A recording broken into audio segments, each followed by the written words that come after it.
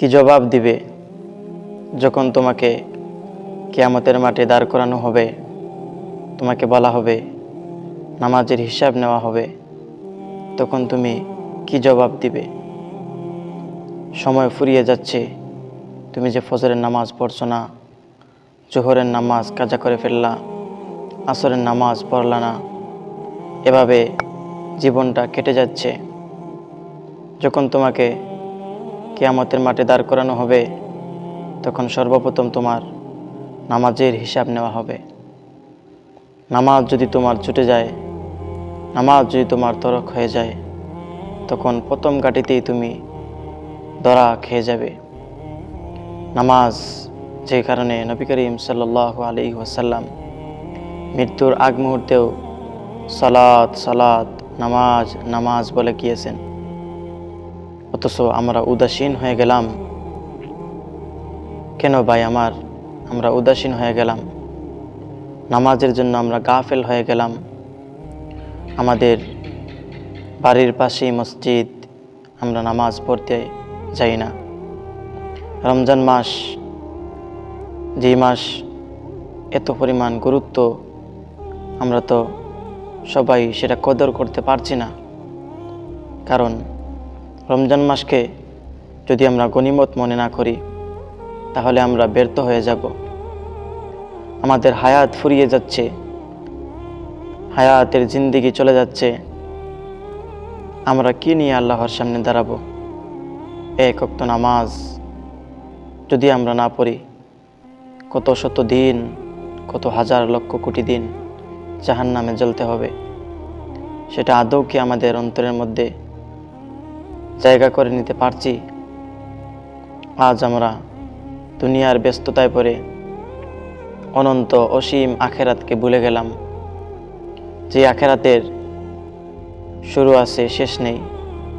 কবরের ঘাঁটি থেকেই আমাদের জীবনের শুরু হবে। ওই হপারের জন্য আমাদের কি প্রস্তুতি নেওয়া হয়েছে ভাই?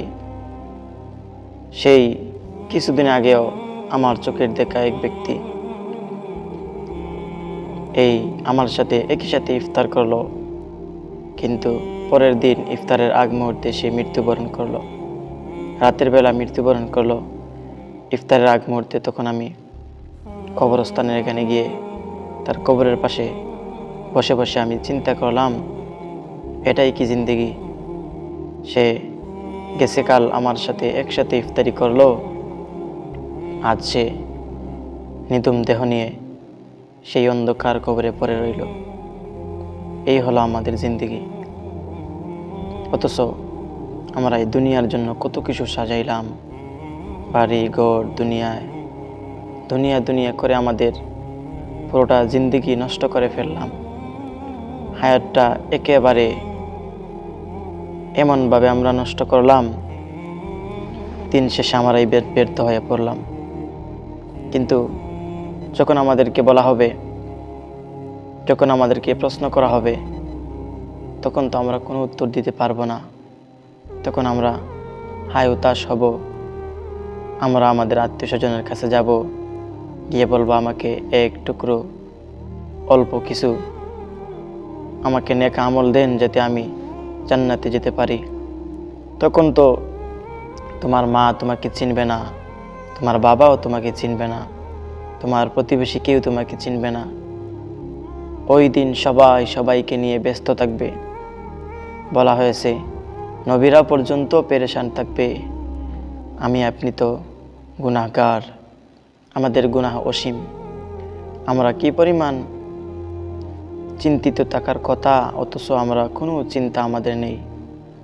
সেদিন সকল নবীরা ইয়া নাফসি বলবে, কেউ কারো উম্মতের কথা ভাববে না।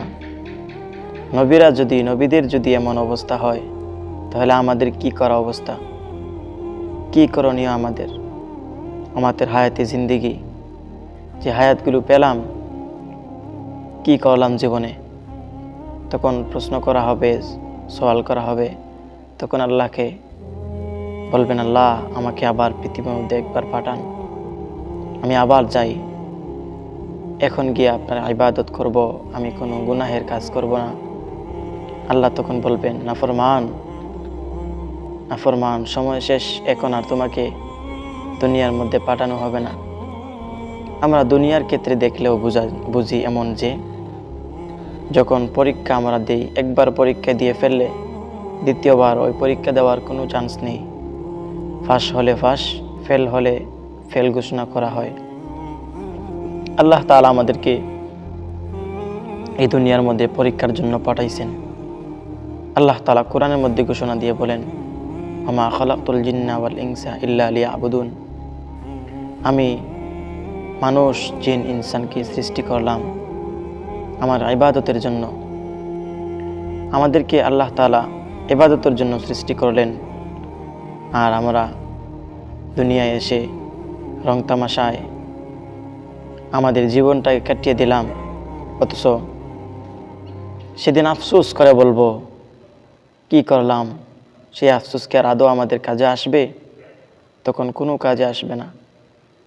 30 বছর, 40 বছর, 70 বছর জিন্দেগি কাটিয়ে ফেললাম, অথচ রাসূল সাল্লাল্লাহু আলাইহি ওয়াসাল্লাম এর জিন্দেগির মধ্যে কি পরিমাণ ইসলামের জন্য, দ্বীনের জন্য ফিকির করেছেন। আজ আমাদের যে নবী কত কষ্ট করে ইসলামকে আমাদের জন্য রেখে গেলেন, দ্বীনকে রেখে গেলেন, সেই দিনকে আমরা কতটুকু পালন করতে পারছি? সেদিন যখন রাসূল সাল্লাল্লাহু আলাইহি ওয়াসাল্লাম যখন আমাদের সামনে দাঁড়াবেন, তখন উম্মত বলে যদি আমাদেরকে অস্বীকার করেন, তখন আমরা কোথাও যাব? তখন তো আমরা ধ্বংস হয়ে যাব, জাহান্নামের চৌরাস্তায় গিয়ে আমাদের ঠিকানা হবে। আমাদের এইভাবে দিন যদি চলে যায়, তাহলে দিন শেষে আমরাই ব্যর্থ হয়ে যাব। এই জন্য বলি, প্রিয় দোস্ত, প্রিয় ভাই, হে প্রিয় উম্মাহ, আমাদের এখনও সময় আছে আমাদের দিনকে, আমাদের চিন্তাকে, আমাদের সময়কে আল্লাহর পথে কাজে লাগাই। আল্লাহ তাআলা আমাদের সবাইকে কবুল করুন, আমিন।